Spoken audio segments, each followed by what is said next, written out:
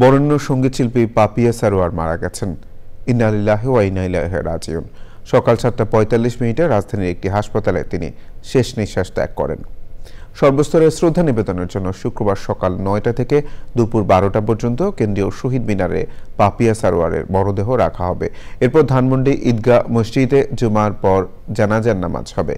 তার মৃত্যুতে শোকের আবহ সঙ্গীতাঙ্গনে শোকাহত চ্যানেল আই পরিবার। সুলতানা হিমুর রিপোর্ট। ক্যান্সারে আক্রান্ত হয়ে দীর্ঘদিন চিকিৎসাধীন ছিলেন রবীন্দ্রসঙ্গীত শিল্পী পাপিয়া সারোয়ার। সেই যুদ্ধ শেষ হয় বৃহস্পতিবার সকালে। তার মরদেহ রাখা হয়েছে বারডেম হাসপাতালের হিমঘরে।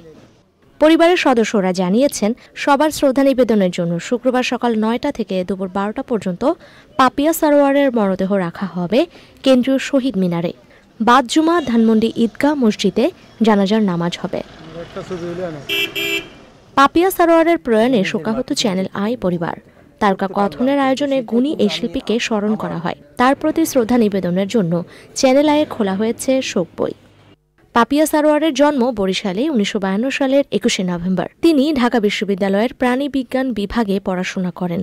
1973 সালে বিশ্বভারতী বিশ্ববিদ্যালয়ে পড়তে যান পাপিয়া সারোয়ার। 1967 সাল থেকে বেতার ও টেলিভিশনে তালিকাভুক্ত শিল্পী হিসেবে গান করেন তিনি। নাই টেলিফোন নাই রে পিয়ন নাই রে টেলিগ্রাম, বন্ধুর কাছে মনের খবর কেমনে পৌঁছাইতাম। বর্ণাঢ্য সঙ্গীত জীবনে পাপিয়া সারোয়ার বহু পুরস্কার ও সম্মাননায় ভূষিত হয়েছেন। 2021 সালে 21শে পদকে ভূষিত হন গুণী এই শিল্পী। Sultana Himu, channel I, Dhaka.